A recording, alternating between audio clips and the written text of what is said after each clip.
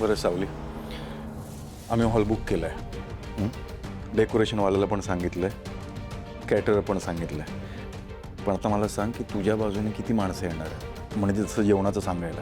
हो, फक्त जेवणाचंच नाही, मुलांना रिटर्न गिफ्ट पण देणार आहे. तर लिस्ट सांग किती मुलं येणार आहेत ते, है ना? एक मिनिट. एवढा मोठा हॉल, केटरर्स, रिटर्न गिफ्ट, खूप खर्चिक नाही का होणार हे सगळं? आपण बर्थडे साधेपणाने घरात पण करू शकतो. कुणाच्या घरी?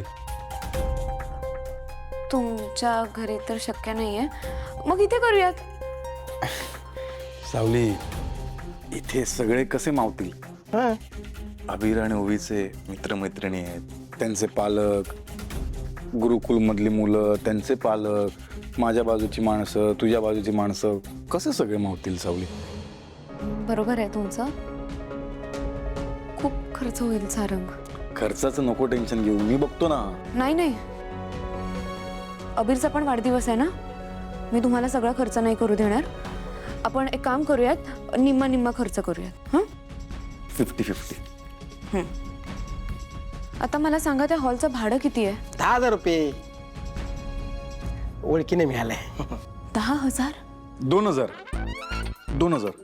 अरे नंतर बोललो ना मी त्याच्याशी, 2,000 मध्ये डन केला आपण. ओळखीच आहे ना. बरं, मग मी 1,000 देईन, तुम्ही 1,000 द्या. आणि जेवणाचा कसा काही हिशोब आहे, म्हणजे पर प्लेट? 250 रुपये. 250? हां, एवढं महाग? एक काम करूयात का, आपण केटरर्स कॅन्सल करून टाकूयात. मी घरी बनवते सगळ्यांसाठी स्वयंपाक. नाही, मी ह्याच्यावर हसलो.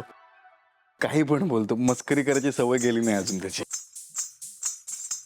55 रुपये प्लेट. 55? कसं शक्य आहे?